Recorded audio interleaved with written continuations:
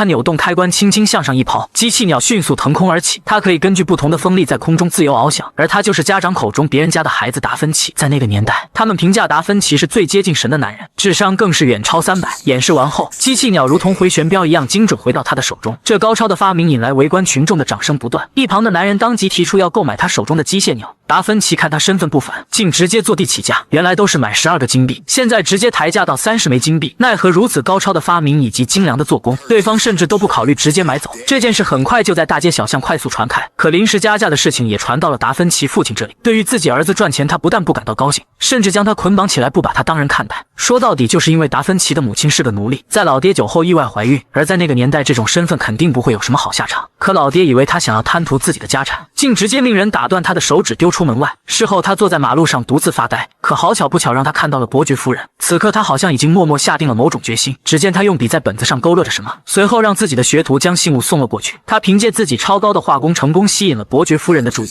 同时让他推荐自己面见伯爵。计划一切都在按部就班的进行。见到伯爵后，他非常开心，当即就拿出来自己所有的设计草图。要知道，草图上随便一件东西在当时都是核武器一般的存在。虽然佛罗伦萨没有军队，也没有战争，可防患于未然铁定没错。于是伯爵直接给了他50金币，先做出成绩来。等达芬奇回到工作室，所有人都掌声欢呼。要知道，一旦这生意谈成了，他们立马就有了编制在身。到了庆典当天，所有人都盛装出席，大门打开，他们都伸着脑袋往里看，生怕错过了什么细节。下一秒，一只燃烧的巨鸟嗖的一下就窜了出来，众人都惊呆了。要知道那时候没有任何人能飞在天上，更别提这种机械鸟了。看着它在天上飞来飞去，众人是既兴奋又紧张，生怕一个不小心掉下来砸到自己。到最后，机械鸟笔直升空，一个俯冲就灌了下来，吓得他们抱作一团。最后，机械鸟燃烧着身体缓缓降落在高台上，引燃下方的烟花。庆典正式开始。同样，达芬奇也收获了伯爵夫人的芳心，两人可以说相见恨晚。达芬奇也将自己的作品全都展示了一番。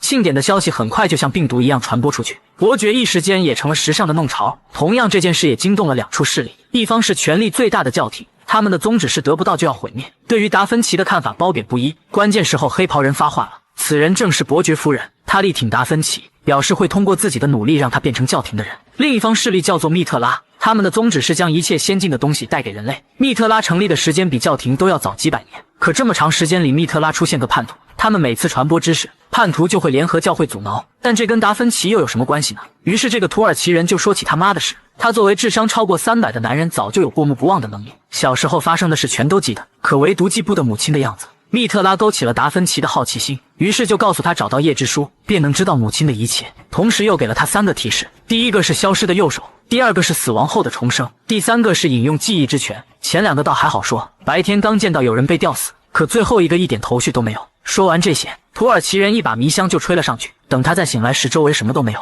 朋友和书童都大眼瞪小眼地瞅着他。这地方都荒废了几百年了，做什么白日梦呢？可刚才发生的一切就跟真的一样。为了验证自己的猜测，就让朋友想个办法去把那个吊死的人偷回来。等到了晚上，他坐船跨过护城河出城，但没想到这个挑夫划到一半不划了，嘴里一直念叨着时间长河是个圈，有人死亡便有新生。说完拿出一杯水递了过去。此时达芬奇知道他就是第3个提示，一口直接干了，竟然是一场梦。密特拉到底还有什么不为人知的秘密？此时书童也带着尸体回来了，他发现死者右手的指甲盖不见了，难道说他也是密特拉的人？经过一番探索，最后在死者的身体里发现了一把钥匙。现在一切都应验了土耳其人的预言，看来揭开达芬奇身世之谜不远了。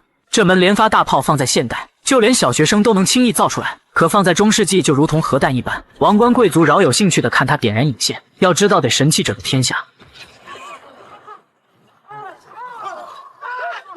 爆炸过后，达芬奇直接躺在地上，两眼空空。按理说不应该呀，伯爵的下人立马就开启嘲讽模式，手上的速度越来越快，最后乘坐升降机从高空俯览。可这根本就难不倒他。他根据地上的碎鸡蛋推测出地图上的大陆之前是个整体，后来因为地质运动导致板块分离。说到这他恍然大悟，可他不知道这套理论比魏格纳都早了400多年。教徒处理，于是教廷的人就将一个玻璃瓶交给眼线，伺机而动。没多长时间，城里就出现了一件怪事，好端端的修女在众目睽睽下自杀了。如果只是个例倒也没什么大不了的，可渐渐的这样的人越来越多，他们就跟疯了一样攻击别人。要不是他们是一支小队，还真有可能交代在这弱女子手里。事情很快就闹得满城风雨，修道院也变成了鬼屋一般恐怖。当这支巡逻队进入房间，发现里面就跟疯人院一样，里面绑着的修女不计其数，而他们的共同点都是歇斯底里的喊着。没多长时间，达芬奇赶了过来，自己的女友也不幸中招。他上前一番查看，发现体表没有任何伤口，这就纳闷了，好端端的人为什么会突然疯掉？院长就解释说，他肯定是纵欲过度被外面的恶魔附体了。院长就连带着对他们所有男人都充满了敌意，这就是那个年代的悲哀。在科技不发达的情况下，一切解释不通的全部归结是神的旨意。伯爵的弟弟想有一番作为，再加上他对教廷也没什么好感，于是就联合达芬奇一起查实真正的原因。他先分析是不是误食毒蘑菇出现的幻觉，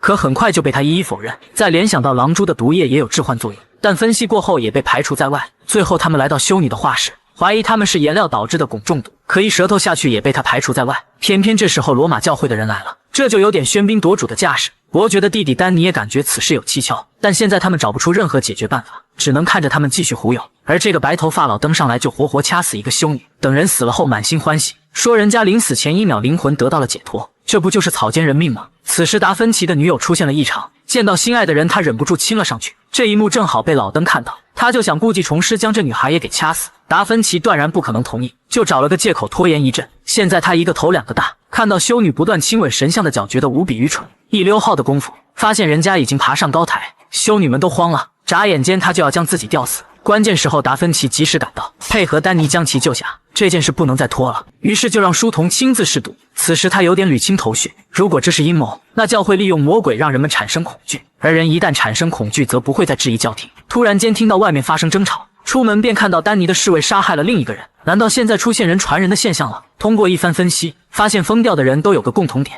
就是喜欢亲神像的脚。于是让书童去找萤火虫，借助生物光的照射下，他发现神像的脚被沾上了不明的东西，信徒就是通过亲吻的方式感染的病毒，看来这就是所有病症的罪魁祸首。与此同时，老登准备一把火烧死所有修女，达芬奇立马冲进来说出事情的真相。老登还想否认，他就提议让信徒们都去清脚，这下他麻爪了。于是达芬奇赶紧写出治疗方案，事情总算告一段落。罗马教会的阴谋再次破产，事后他们分析出是有人故意这么做，来以此贩卖焦虑，让教廷趁虚而入。与此同时，王宫查间谍也有了眉目。伯爵当面打开了装有证据的盒子，里面的东西真不少，每一件都是最高机密。伯爵发话了，侍卫说是在宰相的书架上发现的。宰相懵了，这不明摆着栽赃嫁祸吗？还是说这一切都是伯爵夫人所为？这看似破铜烂铁的盾牌却卖出了天价，让高傲的不可一世，直接拿出教皇亲笔写的条约念了出来，条件苛刻，比马关条约都要狠10倍。伯爵跟达芬奇就跟看傻子一样看他。见状，教会的人直接秀肌肉，顿时从森林里出现无数骑兵。难不成他真的傻了吗？又过了一天，几人准时出现在城外，教廷还是一副不可一世。他将一小瓶毒素塞进他手里，等伯爵赶过来时已经晚了。最后这件事只能不了了之。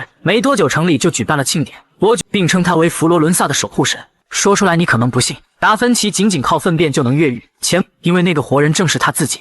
当达芬奇得到梵蒂冈的布防图后，罗马士兵也都在巡查城池，想要潜入禁，最终锁定了一处暗门。与此同时，伯爵通过上次的事痛定思痛，决定要联合自己的邻居一起攻打北边教皇的领地。另一边，达芬奇也跟着教皇来到藏宝室，他被眼前的景象惊呆了，里面每一件东西都是价值连城，甚至还有可能引发国战。就比如眼前的命运之矛，相传它是罗马士兵刺中耶稣的武器，还有这半页的经文，它被教皇特意保存在玻璃中，当火光闪过后，上面的文字立马发生了改变，这已经无法用最后将它按在墙上，用铁链捆住，想要一斧子下去要个说法。达芬奇灵机一动，双脚挑起命运之矛进行格挡。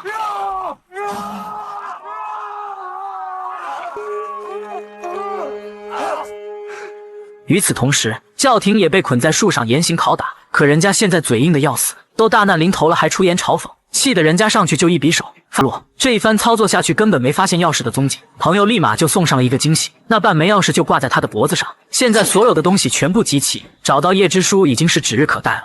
最后逼得教廷不得不联合帕奇家族发动灭族计划，于是帕奇家族就主动提出和美第奇联姻。作为伯爵，他已经有正妻，所以这个任务就落在弟弟丹尼的身上。两家虽然有世仇，可架不住他们雄心壮志，于是伯爵说服弟弟同意他们的联姻计划。身在乱世，身不由己，这也许就是大家族的悲哀。当晚他就到酒吧买醉，临近宵禁，他跟心仪的女生表白，二人很快就坠入爱河。与此同时，帕奇家族展开高层会议，决定要在订婚当天对他们一网打尽。但不巧的是，丹尼那天并没有参加订婚宴。焦急之下，伯爵只能先派出警长帮忙寻找，而丹尼通过警察的记录发现了间谍另有其人。为了证实自己的猜测，他顾不上订婚仪式，他带着手下赶到了伯爵夫人那里。在一番询问下，确定了伯爵夫人间谍的身份。虽有姑姑帮他暂时渡过难关，可这个家他是回不去了。于是就伪装成麻风病人去另一个城市。偏偏在此时，他遇到了教廷的走狗。教廷已经对他发出了必杀令，见他是将死之人，人家就将计划全盘托出。就在要动手时，丹尼带着手下追了过来。他不明白这群教廷为什么要杀一个女人，于是他将之前的话又说了一遍。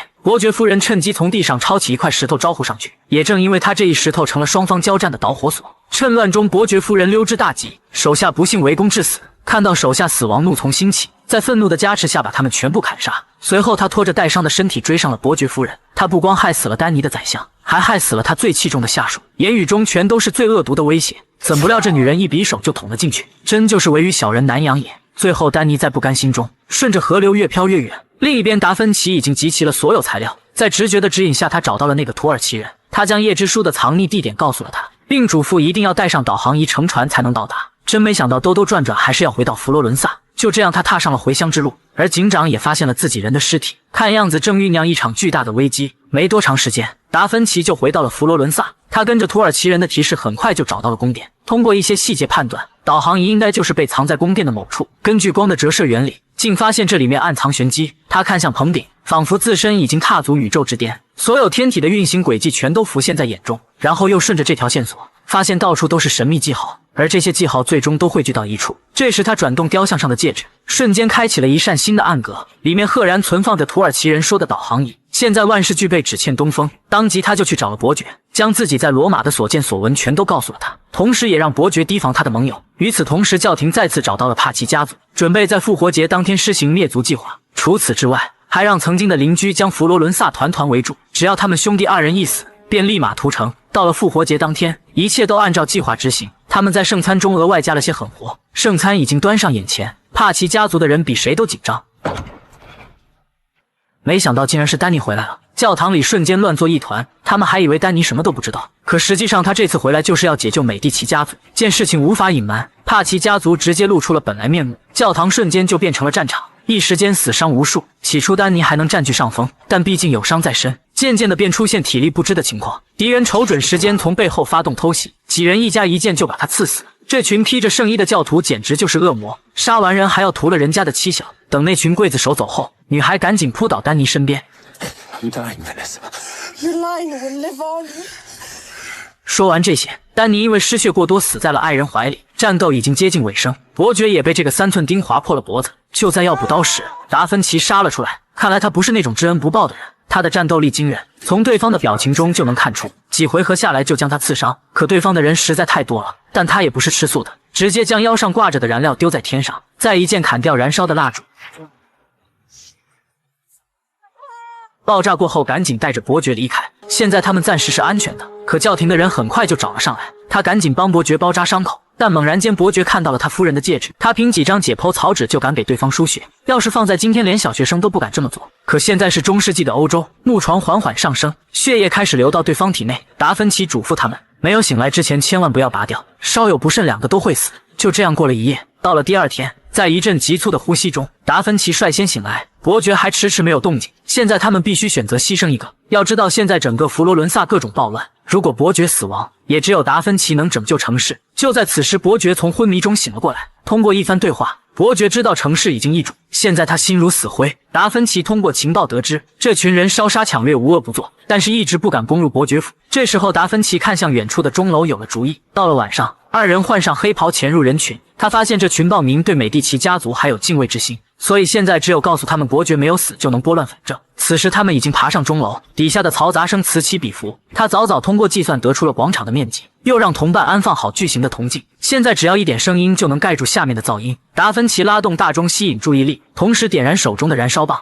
底下的人纷纷抬头看向钟楼。伯爵慷慨激昂的演讲，声音在铜镜的反射下弥漫在人群中，同时将帕奇家族贬得一无是处。最终在民众的欢呼中，二人露出了微笑。与此同时，失去民心的帕奇家族遭到灭族性的清洗，事情总算告一段落。可迎接达芬奇的却是一个噩耗。就在前不久，朋友和书童准备拖住海蛇号出发，可他们不知道，教廷的人已经通过伯爵夫人知道了达芬奇的计划，所以先他们一步控制了船长，这下过去成为快递员了。现在教廷可以踏上寻找宝书的旅程，作为对他们的回报，将朋友和夫人绑在一起丢入大海，是生是死全靠运气。但教廷还是小瞧了朋友的能力。作为职业小偷，没几秒钟就成功开锁。就这样，他们游了一天，在天黑的时候找到了达芬奇。听到消息，他非常愤怒。现在发再大的火也不能解决问题，于是，在第二天，他们就找到一名非常出色的水手。一番商议后，准备抢一条船追上海蛇号。临行前，达芬奇去跟伯爵告别。二人虽不是同父同母的哥俩，可在血液交融后，也成了过了命的兄弟。伯爵就将祖上传下来的宝剑一分为二，希望他在获得知识后能回到佛罗伦萨。到了第二天，甲板上赫然又出现了一个叫停的人，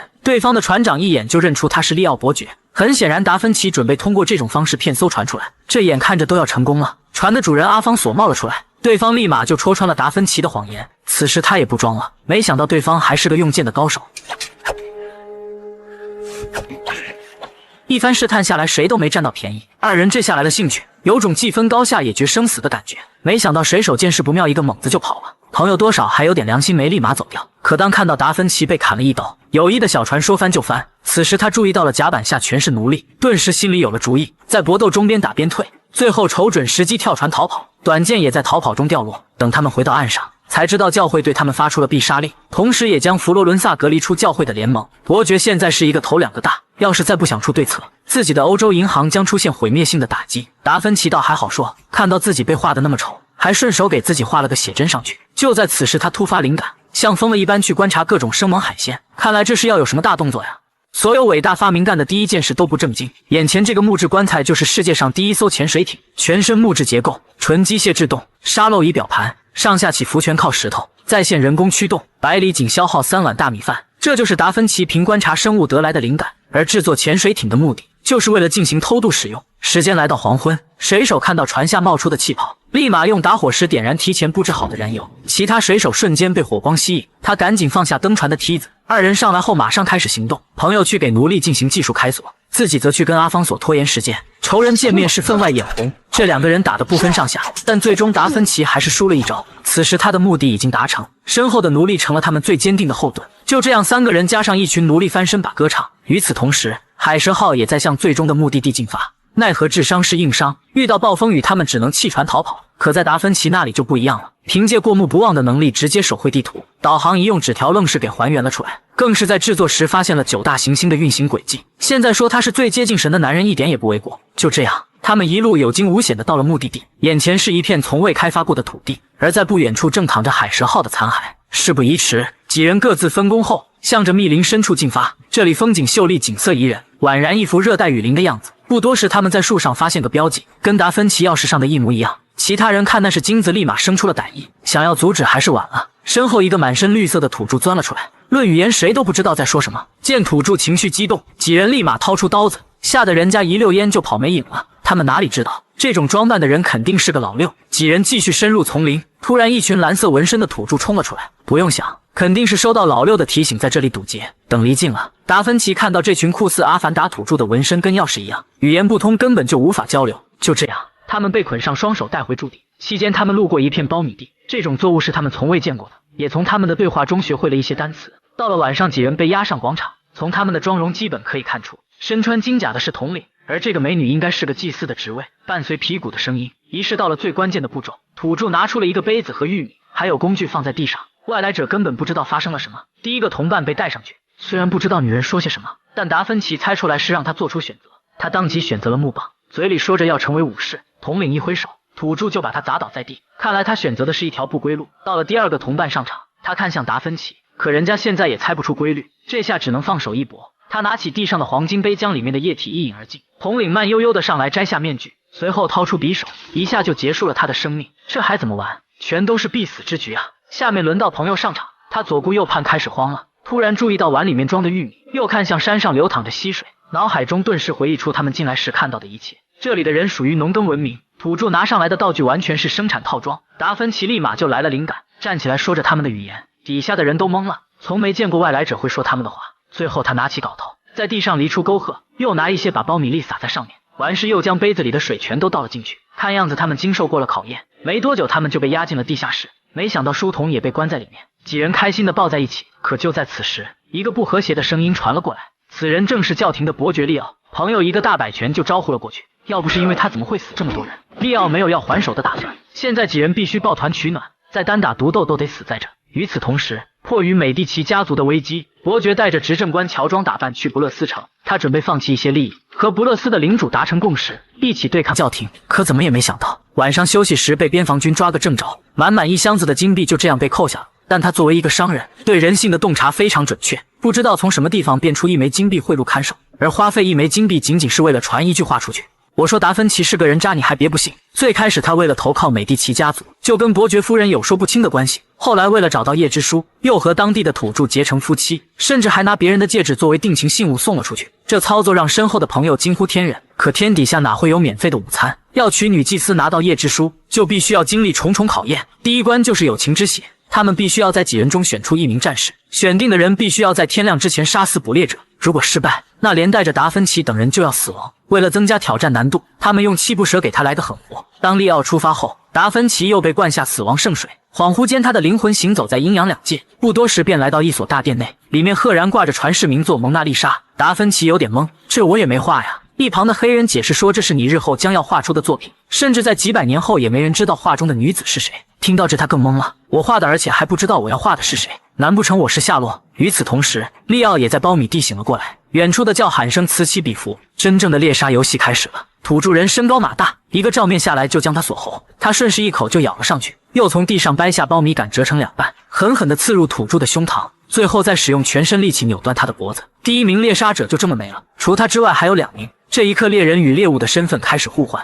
他将自己深埋进土里，再用刚才的土著吸引注意，等到时机成熟，一个匕首狠狠地刺了进去。但奈何土著的战斗力实在惊人，就算先受伤也有能力把利奥干翻。好在他反应够快，一番搏斗下来也成功将其击杀。现在就差最后一个人，此时断然不能使用之前的套路，可怎么也没想到他要跟别人正面对抗，人家身强力壮，几下就把利奥干翻，最后死死地掐住他的脖子举到半空。见状，他一脚直奔老二过去，顺势从他腿上抽出匕首，刀刀刺入要害。就这样，3名猎手全部葬身在苞米地中。等到天亮，他顺利完成祭祀挑战，达芬奇也喝下七不蛇的解药。事情虽比较坎坷，但也算顺利。首领答应他们次日一早便可进入天穹取得夜之书。另一边，伯爵一字千金竟然是为了见别人老婆。他俩本来是旧相识，奈何造化弄人，有情人没能在一起。伯爵想通过这迂回战术了解情报，但没想到这件事很快就传到了阿方索那里。他本来就有点自卑，再加上出了这档子事，顿时感觉有一种草原的颜色，拿着皮鞭就是一阵疯狂的输出。现在他虎落平阳，只能干瞪眼，等人家出完气就将他关了起来。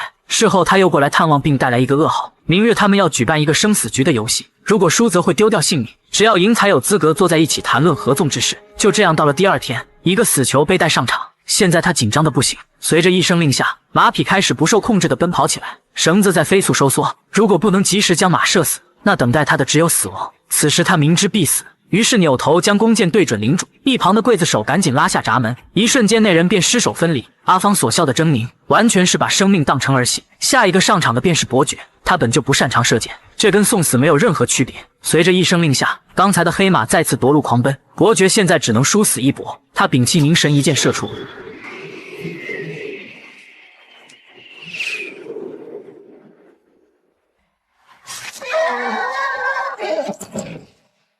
眼前这寂静的走廊暗藏玄机，从地上的骷髅能看出它有些门道。于是女人牵着羊驼进行探路，起初还没有什么反应，直到羊驼踩到一个机关上。看来要通过这短短的路程并不容易。祭司说要解除机关必须按下最里面的石头，而且机关所能承受的重量仅仅只有婴儿那么重，这根本就难不住达芬奇。掏出本子在上面一顿比划，众人看得出神，看样子又要有什么杰作问世。没多长时间就组装出一辆自驱小车，其他人有些懵，俨然一副没见过世面的样子。这时候他蹲下去缓缓给自驱车上线，下面便是他一个人的主场。小车慢慢向里深入，众人都屏气凝神，不敢大口喘气。没多长时间，自驱车便抵达终点，惯性瞬间触发弹力装置，长长的钩子直接扣在开关上，瞬间通往下一层大门就被打开。看来这夺命第一关也不过如此。当众人来到第2关时有点傻眼，下面是深不见底的深渊，只有一张薄薄的石桥通向对面。达芬奇率先站了上去，他接过钥匙，颤颤巍巍地走到跟前，100多个锁孔到底该怎么选？索性就直接插入到中心的位置。可下一秒石台开始缩短，一名土著没有站稳，直接掉入万丈深渊，石门越缩越短，这些人就跟热锅上的蚂蚁一样。关键时候，达芬奇分析出肯定还有一处隐藏的锁眼，于是几人通力合作，在一番摸索下，最终将钥匙插入其中。石桥顿时停止收缩，众人都长舒一口气。几人通过小道来到第3关，出来后立马就被眼前的景象所吸引。一番商议后，决定将钥匙一分为2，同时转动开关。可一阵机械声响过后，大门没有任何动作。这时候他被眼前的光球吸引，猛然间好像分析出了里面的门道，再结合土著人的信仰，判断出这扇大门是由身后的光亮组成的密码锁。这回他们重新进行调整，瞅准时机再次转动钥匙，大门被缓缓地打开，可又突然关了起来。看来得有人要一直握住钥匙才行。大门被再次打开，2人便直接踏入进去。不多时，他们就来到了山谷的最尽头，外面赫然是一望无际的峡谷。就在此时，达芬奇听到有人在喊他，可利奥什么都没听见。由此他判断出里面肯定还有其他人，但万万没想到，女祭司带着土著人赶了过来，而且还抓了他的朋友和书童。难道说这一切都是他们的计谋？祭司用人质威胁他们反抗不得。此时那个声音又响了起来，这下所有人都听得清清楚楚。土著不管那声音，直接将他们带走。就这样，他们被押进了暗无天日的牢房。没多久，他们就被带去和书童见面，可也仅仅是走了一个过场便离开。这时候，朋友瞅准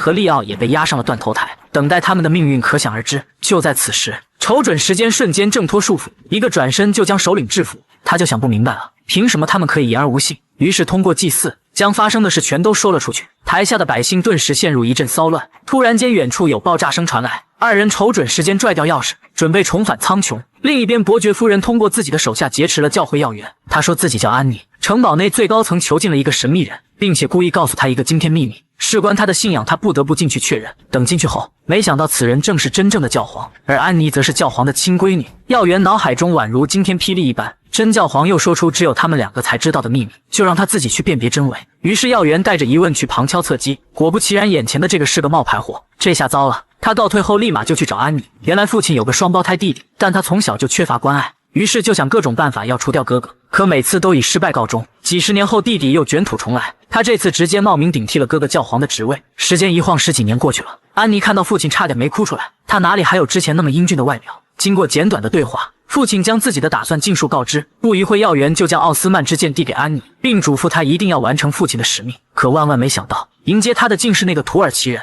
按理说他们应该是死敌才对，这老登就忽悠他，也不知通过什么幻术将妹妹的亡灵召唤出来。姐妹相见一下就泪上心头。等妹妹的亡灵走后，老登就逼迫他带着宝剑去君士坦丁堡。到此，他的獠牙是终于露了出来。狠人都是逼出来的，你还别不信？几人带上自制的降落伞，从1000米高峰纵身一跃，这操作就连某宝卖家都不敢亲自示范。就在前不久，他们大闹土著领地，被那些人逼得不得不跑到高处，在那里他们发现了会说话的机器人，好像是在诉说夜之书的线索。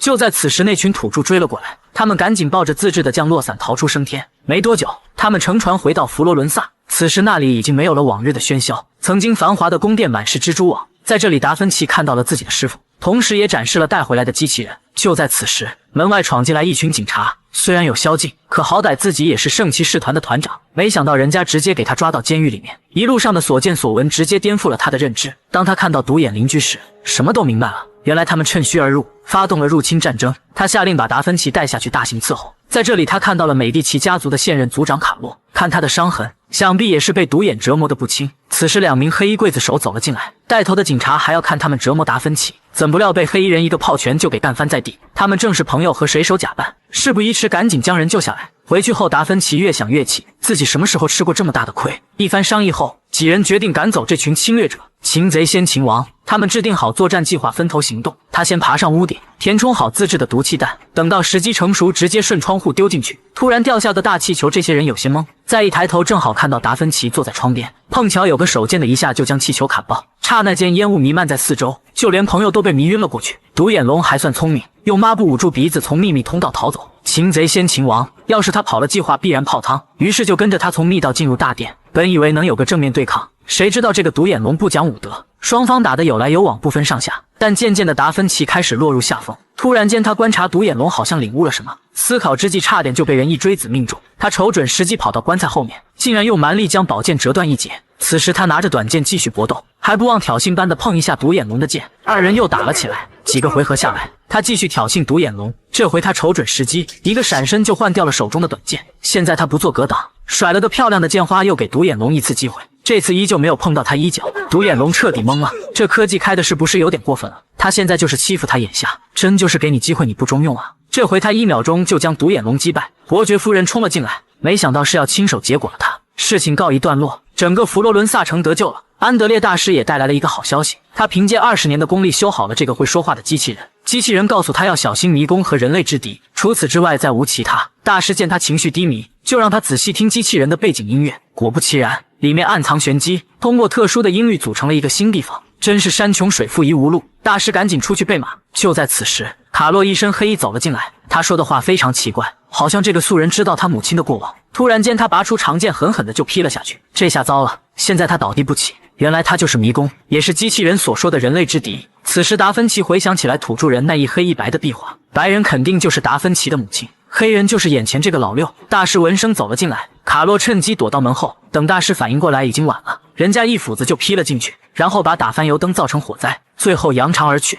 惹了男人也许打一架就好，可如果惹了女人，兴许一个国家都能打没。前不久，安妮从教廷得到了奥斯曼之剑，本来是想通过物归原主的方式让他们来帮助自己，但没想到他不讲武德，拿了宝剑还要把人扣了。于是安妮话锋一转，就骗他说教皇等你过去和谈。再一番添油加醋，这二愣子还真就信了。要知道奥斯曼帝国和梵蒂冈天生就是对立面，当他们马不停蹄来到宫殿，自然得不到什么好脸色。于是他就用那把剑表明来意。教皇看到后非常惊讶，这是偷了东西，还要在施主面前炫耀一番吗？这时候手下来报说咱们密室的宝剑确实丢了，然后教皇扭头就去问那个人。其实现在得到什么答案已经不重要了，二愣子还在一个劲的解释。教皇都觉得这傻小子确实天真的可爱，但碍于他是王子的身份，只能生气。就这样，大殿内陷入混战，那个人身手矫捷，杀得对方毫无还手之力，然后瞅准时机溜之大吉。而王子就没那么幸运了，没了其他人的牵制，瞬间就被制服。教皇下令将他扒光，纯粹的就是要羞辱他一番。到这，安妮的目的算是达成了。他知道两个国家根本就不能和平共处，故意让王子用宝剑给教皇拱火。而碍于身份，教皇肯定对他疯狂的羞辱。另一边，伯爵通过阿方索妻子见到了伯勒斯的领主，但却没想到教皇也赶过来凑热闹。原本佛罗伦萨是教皇最看重的地方，奈何美第奇家族实在太富有了，再加上他不听指挥，教皇要直接收走他所有财富。如今他只能靠领主保命，决定用全部身家换取他们的庇佑。谈判间一时陷入僵局。到了晚上，伯爵准备再找领主商议对策，没想到他已经被人给害死了，而杀害他的凶手正是亲儿子。与此同时，达芬奇一路追踪，卡洛也到了伯勒斯城中，已经出现了暴乱，因为王子他带着大部队赶来复仇，真就是所有的坏事都赶在了一起。不光有奥斯曼人控制港口，就连迷宫的人都要出来参一腿，他们就跟疯子一样无惧生死。达芬奇现在也一改往日的和善，对着他们直接下死手，倒地后直接补刀。朋友此时也发现他变了，有一种说不出来的感觉，现在就剩下一个活口，于是就用长剑抵住脖子询问线索。没想到此人是个疯子，宁可自杀也什么都不说。到了晚上，所有人都在大殿集合，现在已经兵临城下。教皇这老登立马换了一副嘴脸，对着伯爵和达芬奇就是各种舔，生怕他们不出手相助。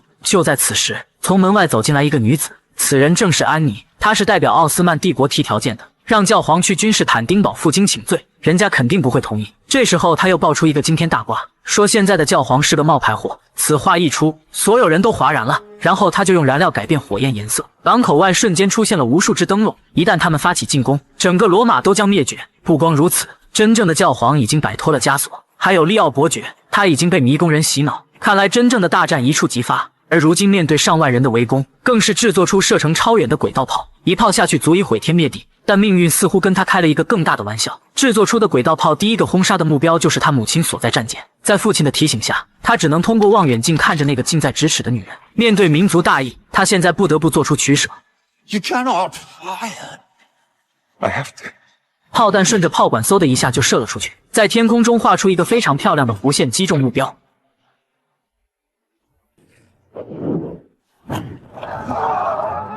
一番齐射过后，主舰直接被炸得稀巴烂，母亲也因此掉入大海，生死不知。到了晚上，其他人都在喝酒庆祝，阿方索更是丢出一袋金子作为奖励。可现在他内心无比煎熬，相见即是永别，气得将金子全都砸在他脸上。傍晚时分，他再次来到天台，自己造出这么个杀气究竟是对是错？突然间，他发现敌军燃烧的残骸有些不对劲，于是赶紧将这件事报了上去。可阿方索非常自大，说明天一早他们的战舰就能将他们一网打尽。等到了第二天，他早早到观望台查看，发现海面上全是白雾，这大晴天的根本就说不过去。等白雾散去，海面上出现了此起彼伏的爆炸声。达芬奇定睛一看，顿时大感不妙。不知何时，奥斯曼的海军在海面下布置了无数的鱼雷，只要一有船只经过，瞬间就会被炸得粉碎。阿方索的20多艘战船消失在海面上，这下糟了！敌人还通过陆运的方式将战船运到近海，他们一时间乱了阵脚。等反应过来时，对方的大炮已经射了过来，情急之下赶紧使用轨道炮还击。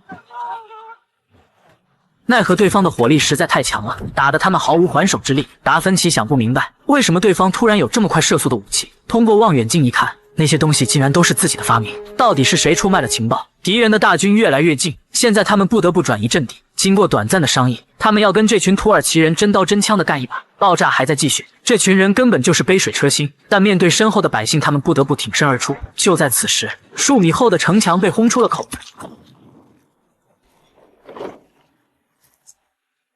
别看这个王八壳又丑又破，它可是世界上第一辆装甲坦克，一发下去就能轰开几米厚的土墙。自打白天土耳其人入侵之后，罗马人是屡战屡败，东躲西藏，而如今又被这东西给盯上，他们立马将所有的燃烧物都堆在门口，想通过集中燃烧的方式毁掉眼前的机器。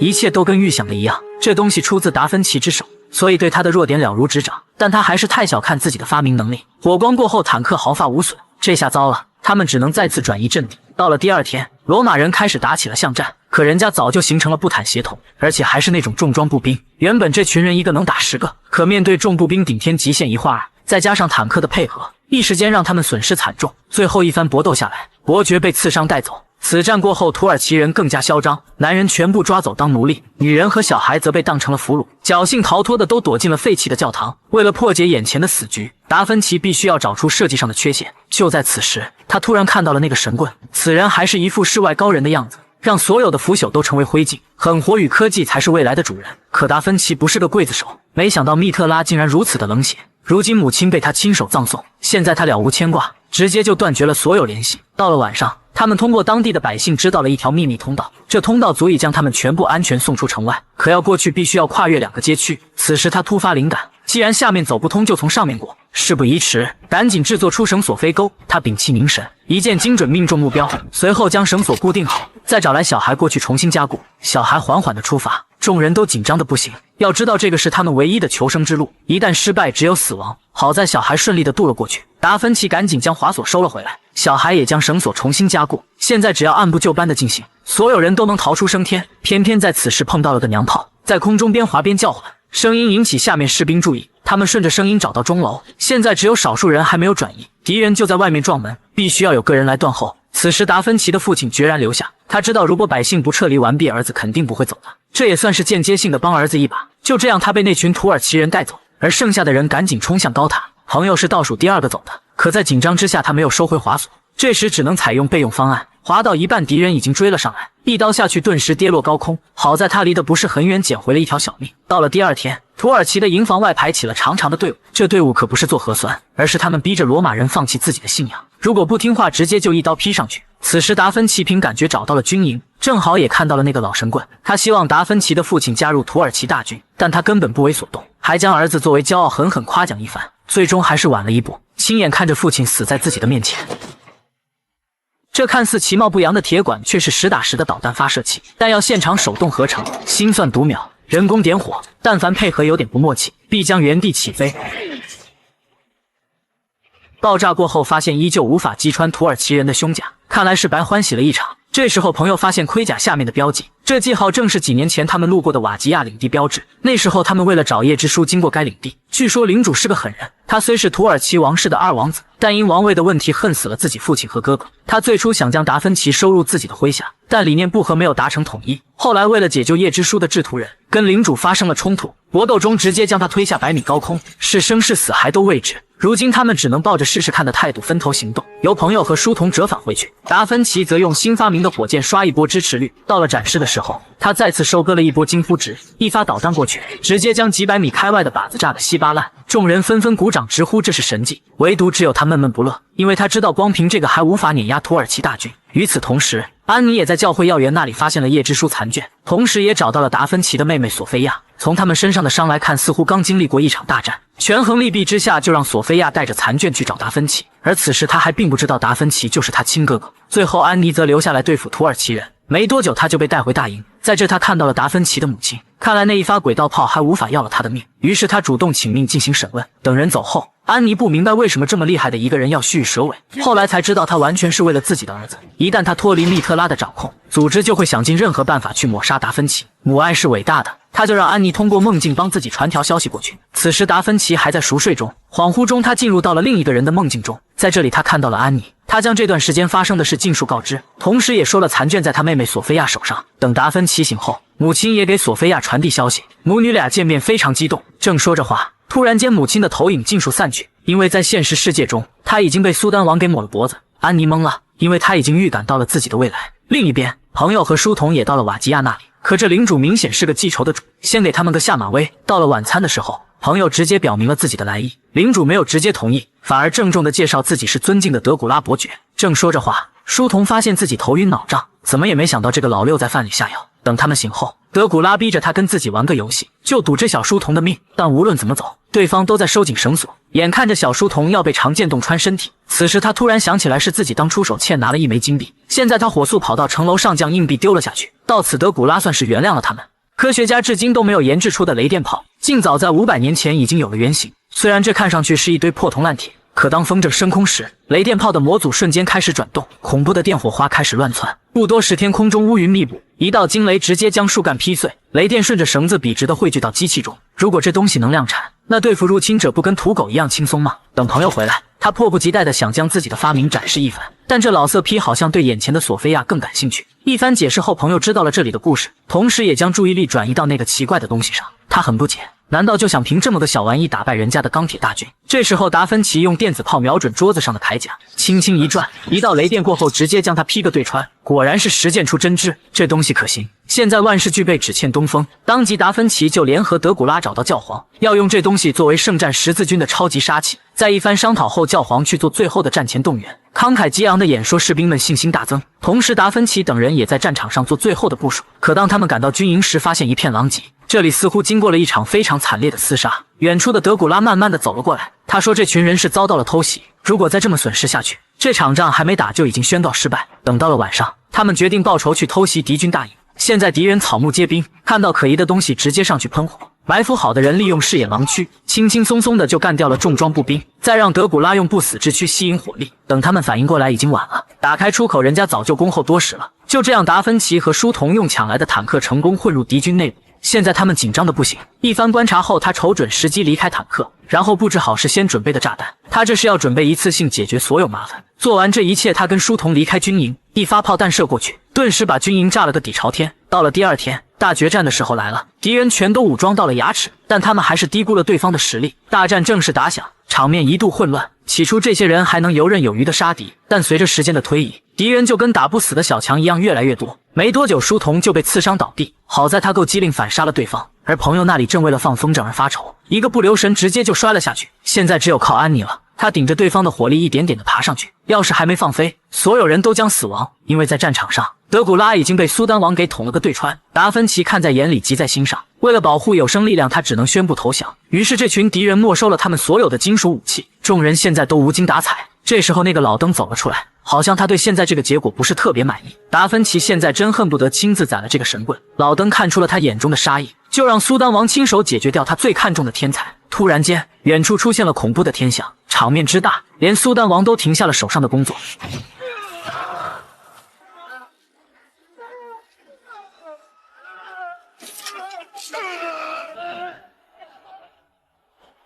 闪电过后，场上一片安静，老登也心满意足地离开了这个世界。这场战争的胜利是属于达芬奇的，同样还有这个打不死的小强。战争结束了，几人策马在草原上，书童决定先帮助刘明活下去，而朋友则逼着达芬奇给他造一艘游艇作为奖励。就这样，几人去了新的地方生活，属于他们的传奇还在